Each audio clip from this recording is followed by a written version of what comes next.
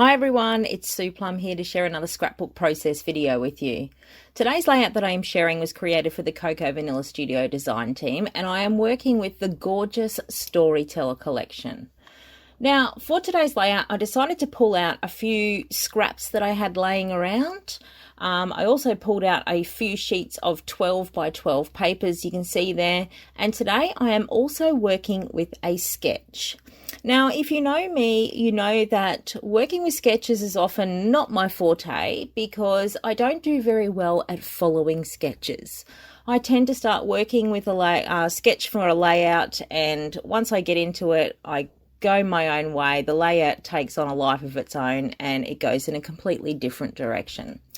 So today it was my goal to try to keep myself on track as best I could because we are showcasing sketches this month on the Cocoa Vanilla Studio design team, and I thought I'd better stick to the theme, which is showing you exactly how to use a sketch. So I decided to scrap a pair of photos of my boys. You would have seen the sketch that I put up there. It actually was a sketch that was suited to 2 photos. And I had these photos that I took of my boys back in July. We were going out for dinner one night, and I just snapped a couple of quick ones of them before we went out. So the colour palette that I was working with here, I really wanted to use the wood grain paper from the collection because it's a beautiful, soft, light wood grain. And I wanted to use that as a background, but I wanted to contrast it with some of that beautiful blue that is in this collection. So I cut my wood grain paper down to measure 11 by 11 and then mounted it over that checked blue paper you can see there just to give it a bit of a border. Now, the other colour I wanted to introduce on this page was also a touch of green because there is a story with my boys going back to when they were babies. We used to have to colour code everything to know whose was whose, and one of them had blue and one of them had green, and those colours have just kind of stuck throughout their whole lives. So with this paper, this wood grain paper, I actually wanted to make it look a little bit distressed. So I pulled out some white acrylic paint and my brayer, and you can see I've really lightly applied some paint using the brayer just to sort of, as I said, give it more of that sort of whitewash, distressed look. And now I'm going in with a stamp. That one's from Darkroom Door, and it's actually got a wood grain print on it. I'm also using a StazOn black ink there because I wanted to introduce a little bit of darkness, a little bit of sort of grunginess to this background. I didn't want everything looking too pristine, given that it was a boys layout. I often try to introduce elements like that for boys layouts, those ones that have sort of a grungy, urban type edge to them. So you can see that I've done the acrylic paint, I've done the stamping. I'm moving on to the pattern papers. Again, I'm really drawn to that same blue colour, only this paper that I'm using is from the A5 paper stack. So I've cut a piece down there just to act as the anchor point for all of these layers.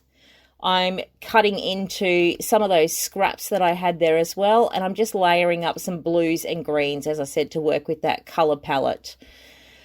Now, I am looking at the placement of these pattern paper pieces. You would have seen I've got the strips there, and I'm trying to get the photo centered because I really want that narrow sort of indigo coloured strip to run very close behind my boy's eye level because I am acutely aware that that's going to draw people's eyes in and across the page. So the other thing that was on the sketch was there was actually a journal card in between the photos, and I actually decided to stick with that placement because it gave me a really good balance across the page. So I'm using one of the cards from the pocket card packet. What I did with that is you'll see I end up taking that off camera. I just popped it in my old manual typewriter and typed my journaling directly onto it. So I also used my T-square quite a bit in these layers because I was, again, acutely aware that I had a number of horizontal lines running across the page.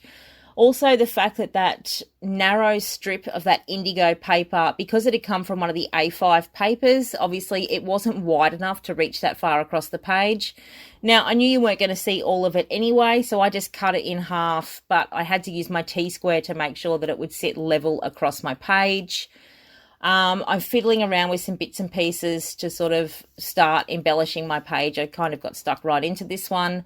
I found one of the frames from the die cut ephemera pack, which I cut in half, and then I ended up tucking either side of those photos just to frame them in on both sides.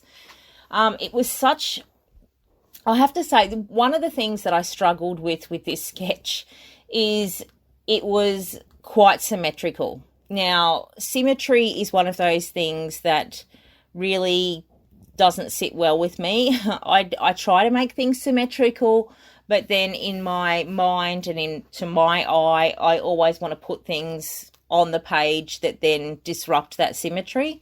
So I did my best to stick with having this sort of very clean, simple, symmetrical design.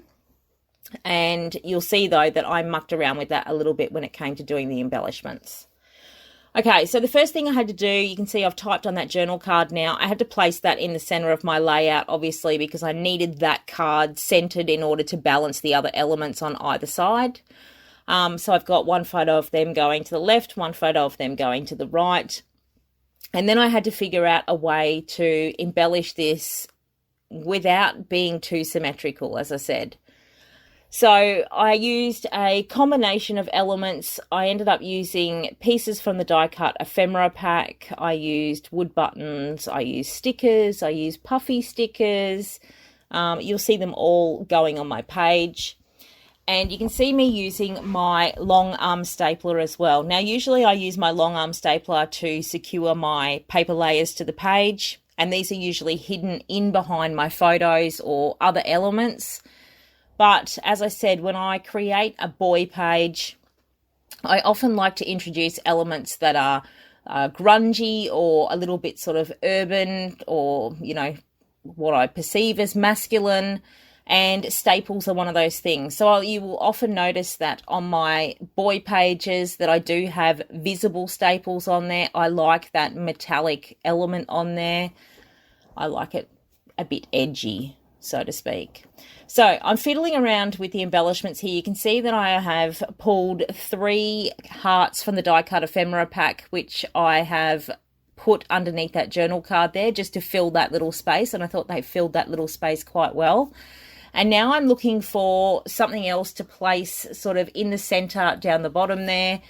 I had a couple of cameras out there. Initially, I was going to use that, the pink and red one, but it looked too floral on the page. I didn't want this page.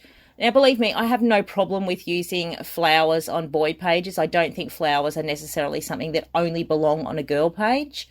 But it was the actual structure of that camera. It just looked too floral, given that I had all of these sort of straight lines and I had staples, and the yellow one just worked a lot better. So there you go. There, proving my point, there's a flower that I'm putting on the page right there. So this is the point at which I decided I needed to mess up the symmetry a little bit. I did have this embellishment cluster down the bottom here, which I've used, as I said, the camera. I've actually popped the camera up on some foam tape just to lift it up from the background a little. I've tucked that flower in underneath. I've placed one of the wood buttons on top of the flower in the center there. And now the next problem I had was the title. So initially I had planned to use the words from the chipboard sticker sheet, which say this story. But when I went to put them on the page, I realized, you'll see this now. So I've got those chipboard words, this story, and you can see they just were not going to work in that space. So story was too long on the left and this was too short on the left. Sorry, the story was too long on the right. This was too short on the left. Anyway, I ended up going to the foam titles pack, which was actually from the These Days collection. Now, these are a softer colour as well. They are more of a charcoal colour rather than a straight black. And it did actually work a lot better with those softer tones that I had going on there with the green and the pink and the yellow. And it enabled me to balance that title under the photos a lot better, because you can see the way that I've got that camera and the flower placed, because it's a little bit more heavy on the right hand side. I was able to use that shorter word on the right hand side. So yeah, as I said, this one, embellishing this one, it didn't flow as freely as I would normally find embellishing a page, and it was simply a matter of, because I had to balance around the photos and try and, in my brain, counteract the symmetry that I had going on the page. So I did initially toy with the idea of creating an embellishment cluster along the top edge of the page.